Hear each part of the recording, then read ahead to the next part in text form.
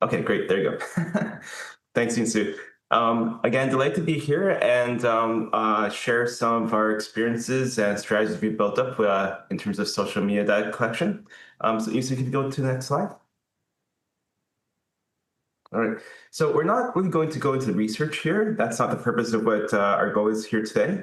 But I think it's helpful to contextualize just a little bit kind of the research studies that we're doing, because it helps inform the design and our approaches to the actual data collection. So just kind of like focusing more very broadly in terms of what we're trying to do here. So this is the relevant studies is kind of are focused on understanding temporal associations between teens' interactions on social media and their mental health. So we're looking particularly at depression and self-interest thoughts and behaviors. And the population that we're working with are these are psychiatric, very acute teens. So that's very relevant in terms of our approach to data collection here.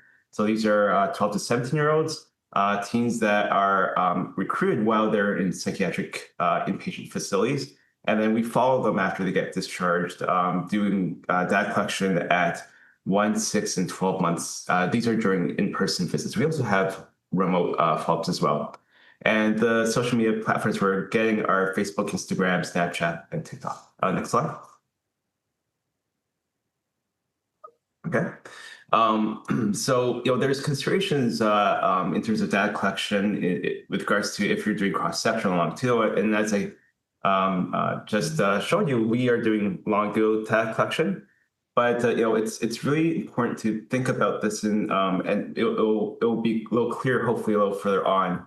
But it's important to think about this in the sense that with cross-sectional data, you obviously just kind of have just one chance to get at those data. So these strategies that we employ can be generalized to cross-sectional, but are all the more important in that regard. Longitudinal, there's multiple opportunities to get the data, and this is helpful because the way you get that social media data is different from your typical, interview question and self-report questionnaires, in the sense that if you don't get the data at one time frame, there is the opportunity to get at the next time frame, because so long as teens are doing their social media data or that they're not maxing out their space, if that's even possible. So, if you miss a teen at one time point, at the next time point, if you're getting all their social media data, you would get their data from their prior time points. So it's not so much of this all or none in multiple ways that you have with cross-sectional data. Okay, so let's go on to the next slide. All right, so it all starts with consenting. Like if teens are not willing to participate in your study, then you obviously can't get their social media data.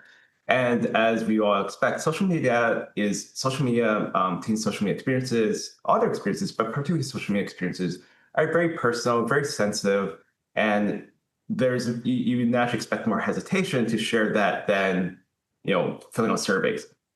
So we kind of have developed strategies and approaches in our consenting that really help to get teens more informed in terms of what we're trying to do, but also hopefully more comfortable, given their understanding of what we're doing and how we're doing it, in terms of agreeing to share their data. And the very first thing that we do with any study is to try to help the prospective participants, to identify what the purpose of the study.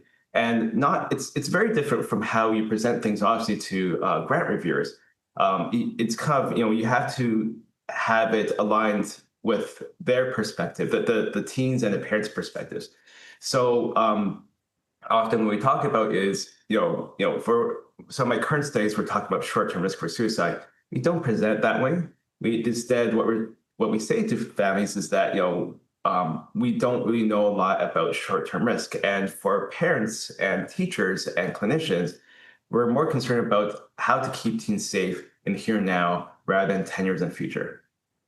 So that helps them kind of re-identify it. It's kind of like framing the importance of the study from their perspective.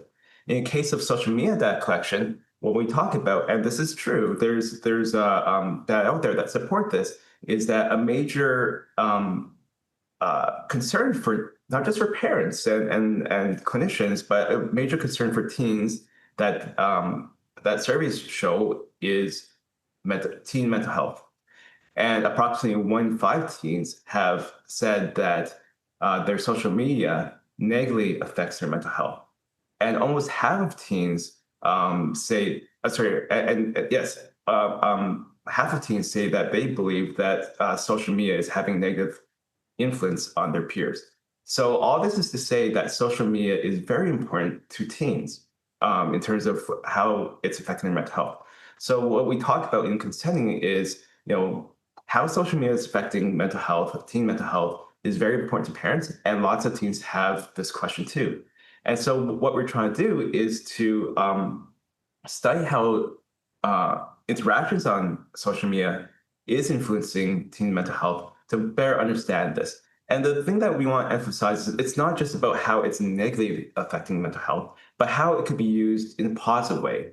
So we otherwise some teens might have this concern, oh, so this might lead to me not having my social media. That's not the point here. So we want to understand how social media could negatively impact mental health, but also how it could, in what ways can be actually positive. And I do believe that both are important and both are possible. So that's one thing we emphasize with them. The other thing is how we collect social media data. Because you could see there's ways that automatically teens might think of ways that we're doing it that could raise concerns for them, but are not how we're actually collecting the data. I've had cases where a teen thinks that we're constantly monitoring their data on their phones while they're having their interactions and collecting it that way. That obviously is not what we're doing. We're not monitoring things live. So we make clear exactly how we're collecting data. So one thing is that, one, that's not how we're doing it. Two, how we're actually doing it is that all the data that we get isn't collected remotely or anything like that. It comes directly through them. So we explain to them that they would be the one collecting data, requesting data, and then they are the ones who Yeonsoo will explain the nuts and bolts of how we're doing this, but they are the ones that will be sent to us. We're not collecting it around them. We're not going directly to the social media companies, right? And I think that helps a lot. And the other thing that's related to that we emphasize is that, again, we're not monitoring their social media data live. So what that means, if there's a clinical concern, we're not going to be there to respond to that. And they should not be assuming that we would be acting on live on social media, on things that arise during their social media data. If they're having clinical crisis, they should use their safety plans and contact the necessary research that they have. All right. So next slide. And during consenting, we talk about we will be de-identifying data, but it's really helpful to illustrate that in very concrete terms, exactly how that would look like. Now, just to kind of explain to you, this is not actually how we collect the data. It'll be in CSV files, but this makes it kind of more concretely clear exactly what is filtered and how it's filtered. So again, we fill out names, dates, addresses, phone numbers, email addresses, anything like that that could be personally identifiable. And so it's really helpful to kind of for our teens to see in a very concrete way how that's done. All right, next slide. Just with any study, you want to be kind of reading body language in terms of any kind of hesitations. Definitely if they explicitly express hesitations or say no, you want to become mindful of that. And if there's any hesitation or if they say no, you want to kind of get at the core concern. Why not? Obviously you don't want to say it that way, but you want to kind of in kind of a nice way, just try to better understand the hesitation or why they say no. And that's helpful because sometimes it's a misunderstanding. I've had one teen who said no because they thought that they wouldn't be able to leave the hospital until after they finish the study. And so there's things that they might assume that you cannot possibly anticipate. So it's helpful to understand the core concern in case we could address it, in case it's a misunderstanding, or if there's a way that we can accommodate them, right? And for some of our studies, if social media isn't the prime focus, then obviously for that we can explain to them that well, you don't have to do social media for this. And I think families appreciate when they kind of see that accommodation and flexibility where we can make that accommodation. All right. Next slide. Oh, sorry. Just very quickly, in the way that we frame that is when they do express some concerns, it's important to normalize it. I'm glad you brought this up. Other teens or studies have brought up some concerns, so I'm glad to have this opportunity to discuss this. And what's been helpful for other teens or study to address that kind of helps with the concern is X. So kind of framing things in that way, I think is really helpful. It helps kind of emphasize with them that we're familiar with these concerns and that we've been successful in addressing it for other teams. Right. So next slide. All right. So just some considerations that I think important in terms of the limitations or the parameters in terms of data collection for these different platforms. So the preparation time. So basically, for across all these platforms, the way we're doing it is we're having the teams ask through through their accounts request the data, and then it takes some time between when they request it and when it becomes available, and that's what you see in the left-hand column. Um, and then after it becomes available, it's not permanently available to the teens in their accounts. It expires after a certain time has passed, and so the challenge there is that they would need to send the data to us within that time window, or at the very least to download the data and then to send it to us. But ideally, it's all one fluid motion. And you can see the variability here, which makes this all the more challenging. And especially if you're trying to get all these 4 platforms and you're looking at the expiration time, it's for what is that? Not TikTok, Snapchat. You're saying it's like 3 days to 7 days, so it's kind of more variable in the range relative to the other one. So it does make it more challenging. So what happens if like that expires in 3 days, and you're kind of waiting for the other platforms to it's a very small window in terms of being able to get the data from the team. So just be mindful of those challenges. So next slide. All right. So this is how kind of the schedule, so to speak, in terms of how we try to get these data with our teams. So as I mentioned before, we do it at the in-person follow-ups, not the remote follow-ups. So what we typically do is we schedule the follow-ups in advance, and we typically do kind of a reminder text or call within a day or two before their actual visit. And so we embed the data request within that 1 or 2 day reminder in advance. So we basically kind of have have 2 chances to request the data and 2 chances to get the data. So the first chance is during this reminder text or call. That's the first time we ask them to request the data, right? And so the idea is if they request it then the hope is that the data will be available when they come in person. And it just makes it so much easier for them to share their data with us. Lots of routines, as you might expect, they don't respond to the reminders or for some reason they're not able to request the data advance. And so our second chance is to do the data request together when they're in person, right? So in person, we're either having them, okay, the data's here. Now can you send it, share it with us, or we're making the request together with the team. Either way, what you want to do before they come in is to ask them to write down or have ready for the in-person visit the email accounts associated with each of these their social media accounts, and also the passwords as well. And that's because they will need that to make the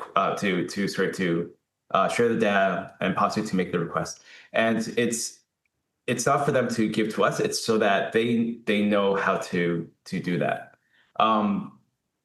So if they didn't have the data request done before they came in, then they're doing the data request when they're here, and then we schedule them shortly after they leave to send the data with us. And Yeonsoo is going to get into the nuts and bolts of all of that.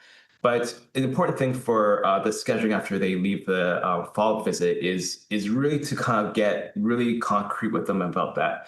Some teens, especially the older teens, they might need that less, but especially for some younger teens, you really need to kind of have things set before they leave. So what that means is that you'll want to have that time where you're kind of coordinating with them to upload their data. You want that kind of that phone session or the Zoom session, whatever the case may be, you want that scheduled before they leave, because otherwise you're going to be hunting them down. So, first thing to do is just do that. But even with that, you want to do it in especially for, I could give you an example of one teen that, like a supervising the follow-up, very young presenting teen, you really need to make things very concrete. So not just simply saying, okay, so can we do 10 o'clock on Monday, which was the case here. Well, guess what? That teen normally, this is over the summer, normally doesn't wake up till 1 p.m. So we asked him, like, what will you be doing then? Oh, I'll probably be asleep. Well, then that actually doesn't work. So when will you be awake? I'll be awake by 1 o'clock. So then can we do it at 1 o'clock? Will you be doing anything at 1 o'clock? Nope. Okay, then let's schedule it for 1 o'clock. The other thing we did is as we were walking out, I mentioned to the mom, so we had this one thing we're doing, explained to her very briefly what it was, and we have scheduled it for 1 o'clock on Monday. And the nice thing is I could see the mom's wheels turning. She was on the exact same page, so I didn't have to make that request explicitly. She was right there and said, I'll make sure that the teen's awake and that they'll be there for the call. So the mom helps ensure that happens. That's really important for these very younger teens. But if she didn't say that, then I would say that explicitly. Can you help ensure that teen will be awake and ready for the call? It's helpful sometimes, especially for the younger teens, to have the parents be almost to assist, right?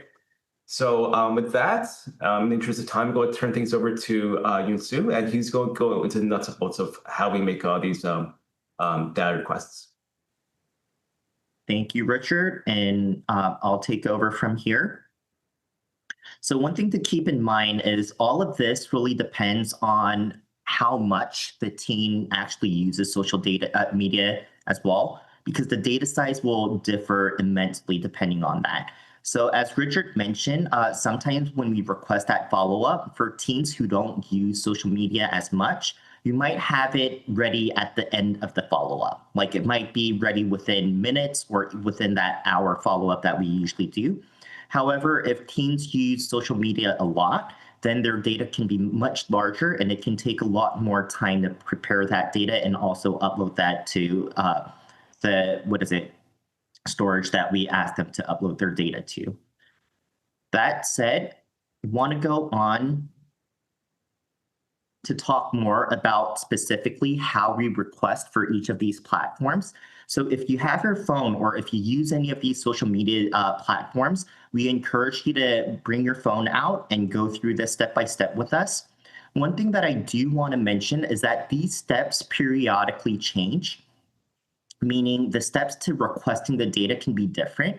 So if you're interested in requesting social media data and asking teens to donate their social media data, we recommend that you periodically go in to make sure that your instructions are up to date. That said, let's go into Instagram first. We're gonna, We're gonna do Facebook and Instagram together because their social media data request comes through Meta. It's not independent now, but it all goes through Meta. So we can do we can demonstrate this through Instagram, and you can still do this for Facebook. So as soon as you open up, and these pictures that we'll be sharing are from our lab social media accounts. So if you open up your profile, you'll see the menus button at the top, these 3 lines. Once you click on that, it'll take you to your settings and activities. Right now, the way that it's set up in Instagram is that you click on Account Center. However, this periodically changes. So sometimes what we have is we ask teens to search it in the search bar. We ask them to type in download information or download, and then it'll lead them to where they can actually request their data. Right now, as of today, it's Account Center. So if you click on Account Center on your app, it'll open up a window like this, pop up like this. Within the Account Center, so here you see that it's all Meta now, not just Facebook or Instagram. So after you open your Account Center, you'll click on your information and permissions. Once you click on that, you'll see this screen. And then you'll click on Export Your Information. And then once you click on Export Your Information, you'll see a screen like this. So here, you'll click on Create Report. However, I just want to pause at this screen for a bit because you see 2 things here, current activity and past activity. So once you request the data, if you want to confirm whether that request has been made or not, you can ask the team to come back to this screen, and under current activity, it'll list that your data request has been submitted and it's in queue. Similarly, once the data is prepared for Facebook and Instagram, teams get an email, however, saying from Meta saying that your information is ready. However, if it's been about 2 to 3 days and they're insisting that they haven't received the email, then you can go ask them to go into their app, click on past activity to see if there's anything there. So if it has been prepared or if it's still in queue, it'll be under current activity, which means they can still download it or they still have to wait. If it has expired, it'll be within their past activity. So let's move on from here. Once you click on create file, then you'll be asked to choose a profile. This is only if you have a Facebook account and an Instagram account. So if your team only uses Instagram or Facebook, either just one of them, then they won't see this screen. So this is only if you have both platforms. Then you'll click on the platform that you're requesting for, and you'll see a screen like this. The way we do it is we export to device. So Richard mentioned that when we consent, we tell them that everything's under their control, right? They download it to their devices, they share it once the data is prepared. So it gives them multiple opportunities, and at the same time, it gives them more sense of control over these. So we always select export to device, which means it'll come to them, no other external devices. And then once you click on export to device, they'll see this screen. So if you're following along, you should see this screen as well. Now you can specify the configurations of the data type that you want. We tell our teams to really be cautious of the email address that they enter here. It's usually pre-populated and it's the email address associated with the account itself. And this is the email address they'll be notified once their data is ready for download. Then we always ask for all available information. I'll talk about this a bit later on the considerations on what type of information you're collecting. For date range, we always click on all time. This gives us more control as researchers, because if you say, let's say you ask for last month, and then you miss that time point, and in the subsequent follow-up, if you ask for, let me take that back. If you always ask for all time, then you have more control at the de-identification stage to parse it up into the chunks that you need. And for format, we always click on JSON, not HTML. And then after we do that, we ask them to click Save, which will bring them back to this screen here, and they'll click on Start Export. Once they do that, again, going back to the previous slides, they'll see in their current activity that there's a data file that's being prepared. So that was for Meta. Now we're going to move on to Snapchat.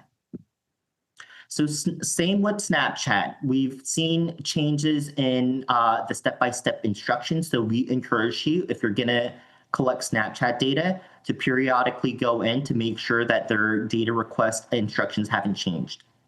So once you open Snapchat and you open your settings, which is usually the gear icon on the upper right-hand corner, you'll see a long list of options. So this is all the way at the bottom, but you'll see a long screen. So if you're going through this right now, I'm going to ask you to scroll all the way to the bottom, and you'll see a section that says Account Actions, and there you'll see My Data. Once you click on My Data, it'll lead you to this screen. This recently changed, I think, within the last week or two. So there's a lot more options now, and you really want to be mindful of the data that you're collecting. So we ask our teams to toggle everything on because we're collecting all data. So in the past, we weren't collecting memories, which is usually the media data for Snapchat, But Richard, myself, and Taylor, we're going to have a discussion, and we're probably going to include the media data from Snapchat as well. So we always toggle all of this on. Then once you toggle all of the options, so this is just a screenshot, there's more options down below. There's going to be a next button right here at the lower right-hand corner. Once you click on that, it'll ask you to specify the time range. Again, we always request for all time. There's two ways to do this. You can just toggle this off. If you toggle it off, it'll request all time data. Or you can just toggle this on and click on all time, whatever's more convenient for you. And then at the bottom, you'll see submit. But before you do that, also, you want to make sure that you confirm your email address. This is the email address that you'll receive the notification once your data is ready for download. So usually when you click on submit, that should be it. But there's one caution with Snapchat that I really wanted to highlight, which is this. So there's no, if you Google this, there's no real reason, and we're uncertain on why this happens. But sometimes Snapchat provides the security alert saying that there's a security restriction and you have to try it 72 hours later. This is not always the case. If we're requesting at the follow-up, sometimes we ask the teams to clean up their cache. And if they retry, sometimes it works, sometimes it doesn't. So it's really inconsistent in that way. So, and if this happens and they can't collect it at our follow-up, then what we try to do is, as Richard mentioned, we try to schedule a call with them 72 hours later so that we can request their Snapchat data.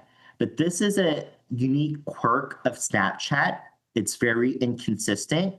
And if you try to look this up and try to research this, you'll see many different anecdotal experiences saying, no, I was able to clean up my cache.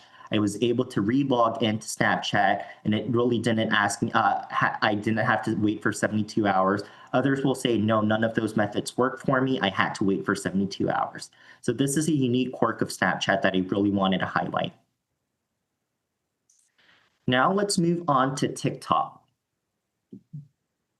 So once again, if you open up TikTok, you'll click on, I'll give you some time, open TikTok, you'll click on the three lines, the menus bar.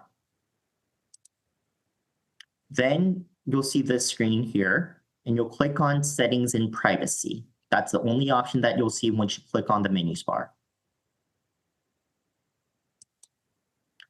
It'll lead you to this screen here, and you'll click on account. Once you click on account, you'll see download your data. And once you click on download your data, you'll see this screen. Again, the default for TikTok is all data, so no need to change that, but you just want to be mindful and remind your team that this is the case, that it's set as all data and not some specific type of data. The default is we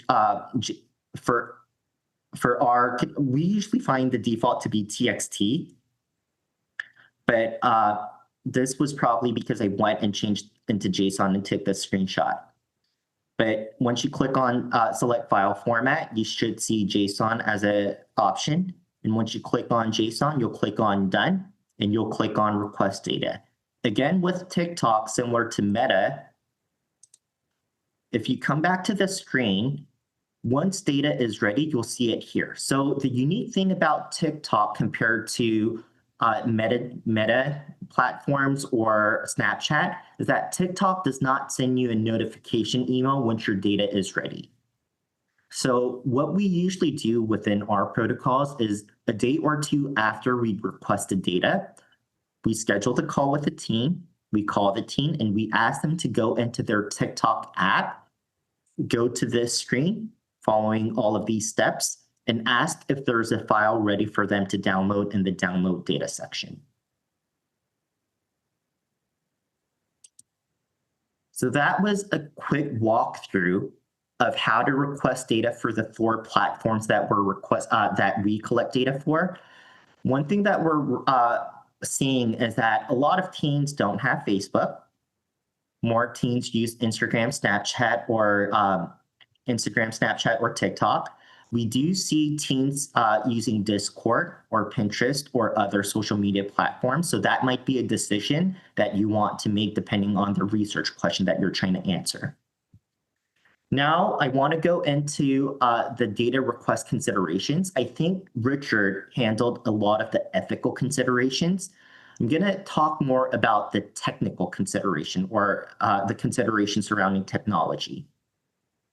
One thing that you really want to think about is what data you're interested in. So I told you that in all of our protocols, we request for all data, not specific data. And in all data comes like the social interactions that they're having, the media that they're exposed to, the media that they're sharing, and it also includes metadata, meaning the username, the IP address, account setting information, and all of that. The reason why we say it's really important for you to try to specify or really think about what type of data that you're trying to collect is if you do collect metadata, and if you're going to de-identify the metadata, we often find that the data structure for the metadata changes frequently. So for example, username for one download might be under a big column, big section called user. The next round that you try to collect, it might be under a section called user info. If your script is set up so that the script looks into the data section that says user, and then you try to search for username, that script will terminate because in the subsequent round, now it's under user info, not user. So we do see that for the metadata, that there's consistent structural changes. The way we address this is we have versions of our script. And when we do see our scripts terminating, we first try to go through the previous versions of scripts that we have, because based on our experience, the data structures can go back and forth, where username is under users at one time point, and then under username at the subsequent, and then it returns back to user. So that's something that you ought to think about. However, there are also benefits of collecting metadata, which I'll emphasize later on. Another thing that you want to think about is, especially when you're doing teen research or adolescent research, is if you're collecting media data. So it's out of our control, but we do see that oftentimes the media that teens get through social media are not the best. So if you collect media data, we strongly encourage you to use nudity classifiers to detect any nude images. When we run our nudity classifiers, we try to overdo it, meaning we try to identify more than less, because we want to make sure that we're not containing, we don't save any images that contain any nudity information.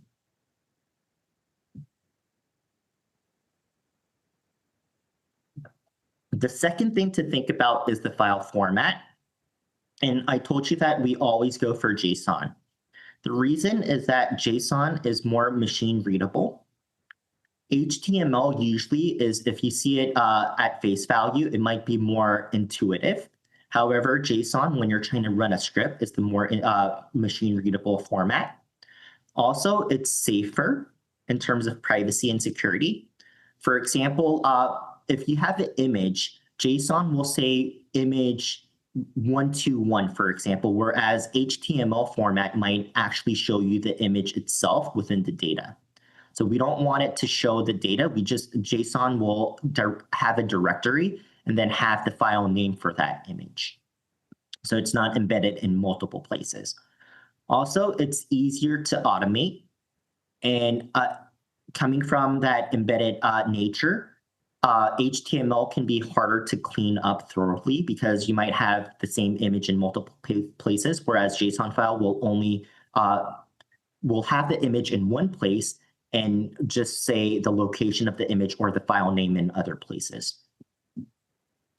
So JSON is usually for analytical purpose. much simpler, much more intuitive, and it's excellent to use for analytical purposes, whereas HTML at face value might be more intuitive. For analytical purposes, it might not have as much value. So we always request for JSON data.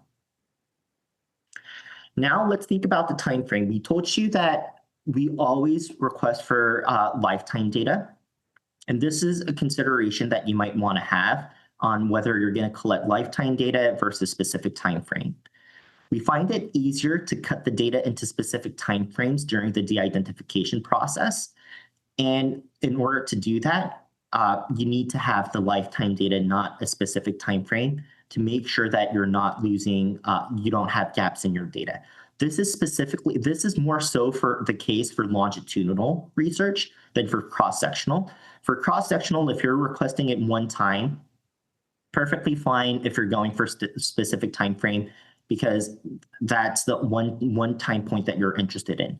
But if you're going for longitudinal data and you're requesting it at different time points, if you don't request for lifetime data and you miss collecting data at one time point, then you might not have a chance to collect that data again.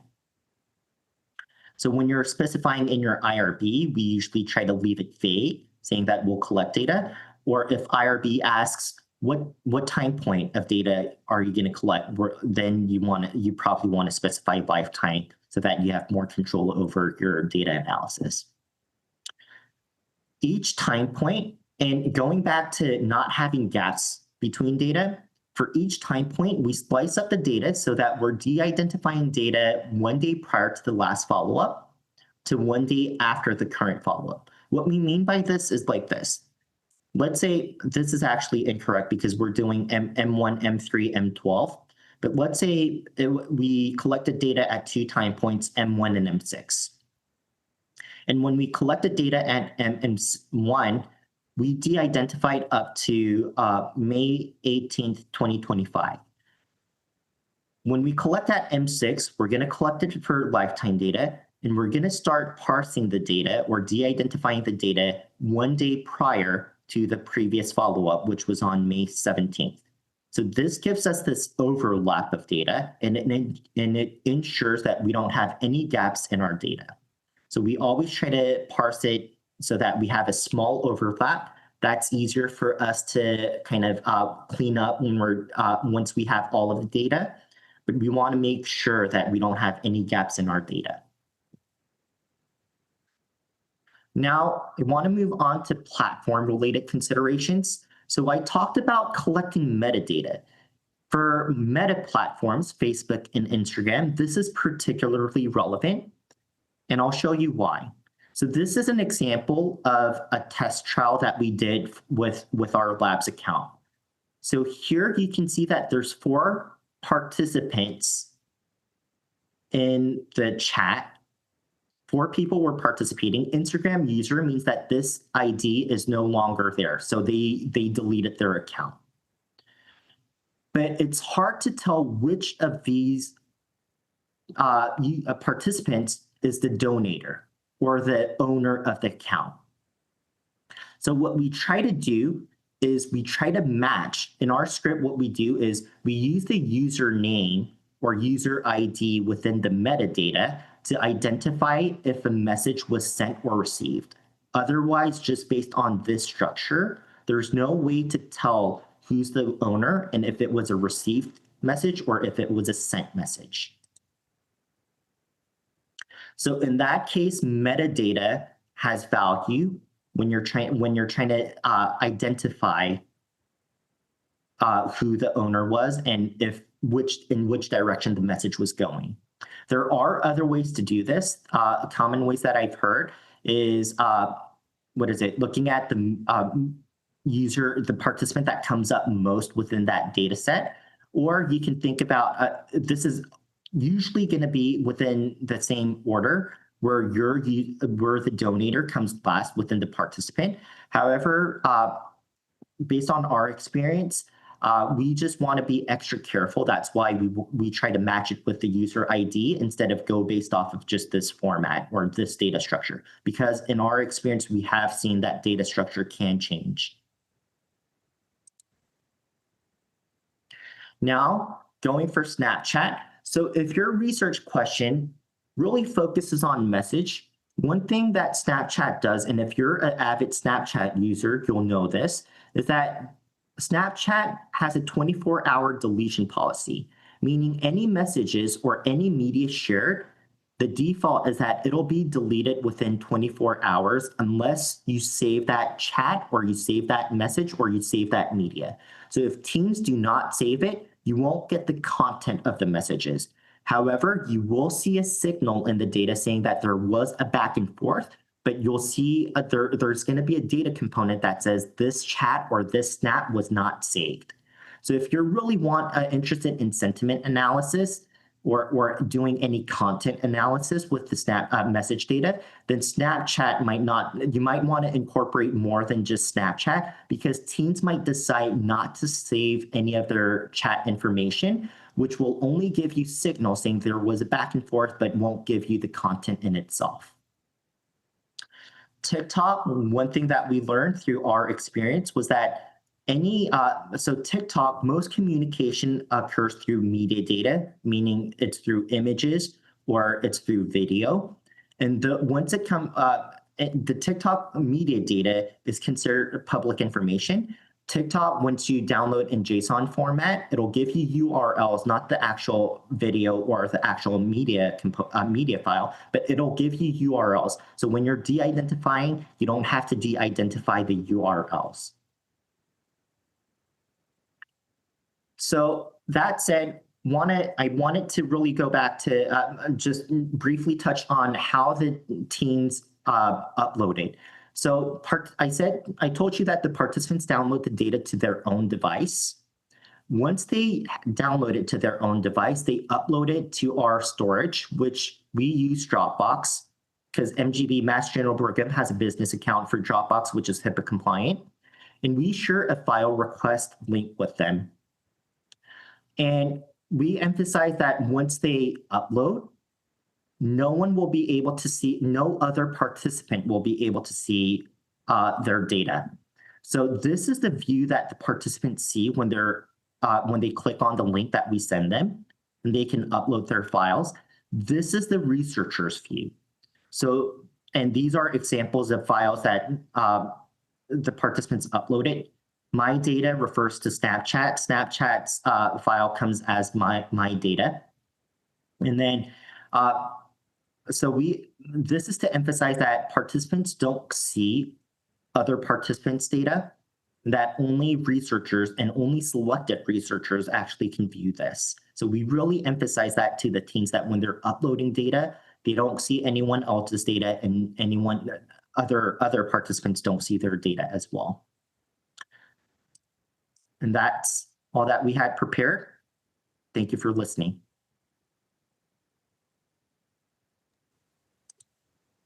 What a wonderful presentation. Thank you both so much. I was just taking so many notes and very excited to download my data and see that come through.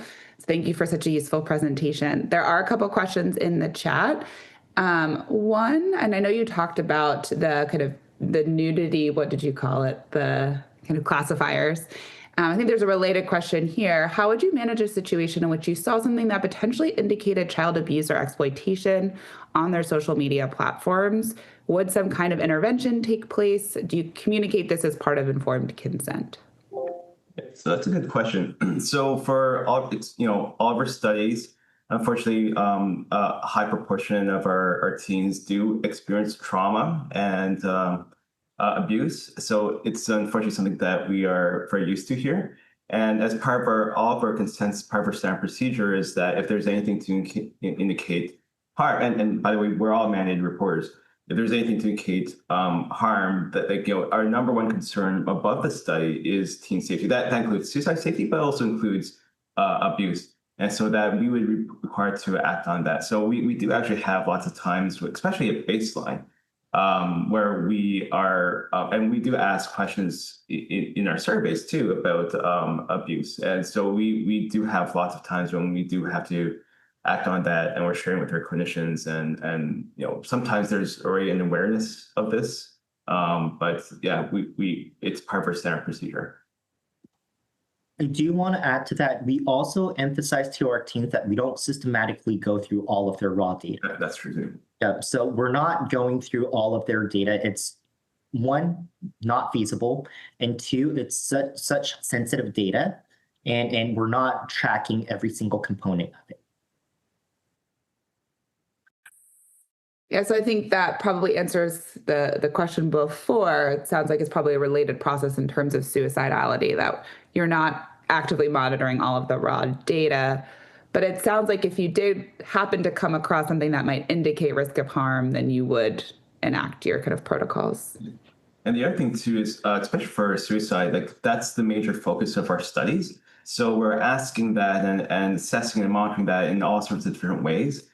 So even if we're not monitoring their social media data live, which we're not, we would, there's a good chance that we'll capture that risk otherwise through our interviews, through our EMA protocols, through our questionnaires.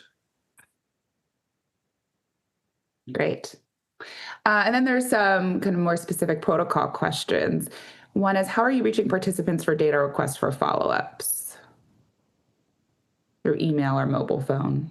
Yeah, so we're usually scheduling with parent team the in-person follow-ups, and we find the best way to reach teens is through texting. Phone we call as well, but our first go is text, and phone's more of a backup. So that's kind of our primary way to kind of engage in teens, and it might be like, hey, we have time for a quick call right now, or if not, like yeah, that's probably how we do it through text and phone. They're not quite so responsive to emails. And just to give a bit more information there too, because I wasn't an adolescent. I started adolescent research working with Richard. So my experience was with adults. And one thing that you see is that adolescents often don't pick up calls, especially when it comes from a strange number or a number that they don't know. So our go-to is text, as Richard mentioned, but we always open up those possibilities of communication, of contacting through text, calls, emails, and through their parents as well. Yeah. And the other thing too, with the phone number, when at the end of the baseline, when we're kind of doing our district protocol, we asked the teen, there's several reasons we do this, but we actually asked them to input our phone number, our lab phone number into their phones right there and then. And we let them choose how they want to appear on their ID. So it's not the suicide study, right? Because if they're with their friends, and just for privacy. So whatever, and we kind of emphasize that with them in terms of, so they don't do that, and they clear, oh yeah, I didn't think of that. So that way, if they choose how they want to identify us, it's not some random number showing up as a text number or a phone number or a call on their phone. They'll recognize it as us. And so hopefully they're more likely to pick up than if it's a random number. Great. I'm curious about this last question that's come through. Is it clear in the data when youth are interacting with AI through these different social media platforms, as AI is really growing in popularity? Is there a way to tell who they're interacting with and whether it might be AI?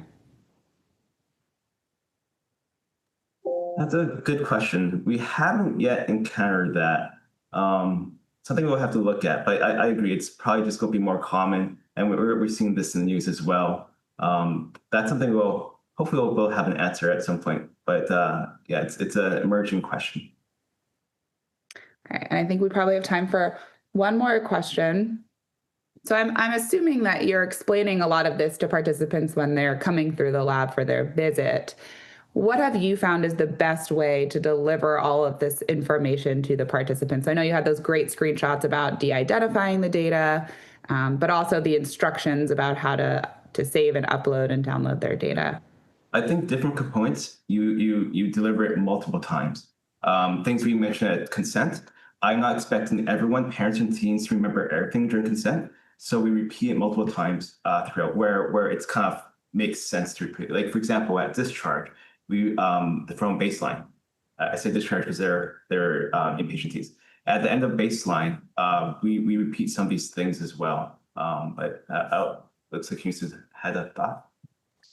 No, and I just wanted to add something, because I think this is something that Richard Taylor and our lab does brilliantly, is teens often change their minds. We're doing longitudinal data analysis, and sometimes at one time point, the team might say, yeah, I'll share my data. And then the subsequent time point, they might say, no, I don't want to share my data. I'm not sharing it with you. That's spooky. But what we do at that time point is we don't close the doors, and we ask them, then can we ask you about this in the future or a future follow-up? And usually that makes them more open to the option of us asking them in the future. If we close that door at that point, then we don't have that opportunity. But we can ask them at the future time point, and which they might be at a different stage or a different mood, and be more willing, and that changes a lot for us too. Yeah, and that's important because, like, this is true for teens in general, but a teen could be having a bad, and we've had experience, a teen's having a bad day. And like, we've had one time when teens said that I would say no to everything when I'm in a bad mood. And then like we caught them in a good mood. And like, a teen said, I didn't like, well, I know we're out of time, so I won't get into this story, but basically you have times when a teen might be, it's just more reflective of their mood in the moment. And at a very different time, they can have a very different response. And they sometimes verbalize that to you. So just be mindful of that when you're doing your follow-ups with your teens. Yeah, it sounds like the importance of an ongoing informed consent process and keeping that door open. And of course, as part of that, if they consent something in the past, they could withdraw from any part. They can withdraw from the entire study at any time, and that's just part of any study. Well, I know we're at 12, so I just want to thank you both. That was really excellent and super helpful. There are a couple of questions in the chat if you have time to go through and answer via typing. That would be great. And then for everybody, we will be back at 12:10 for our next set of speakers. But thank you, Richard. Thank you, Yeonsoo. We're really happy to have you here. Thank you.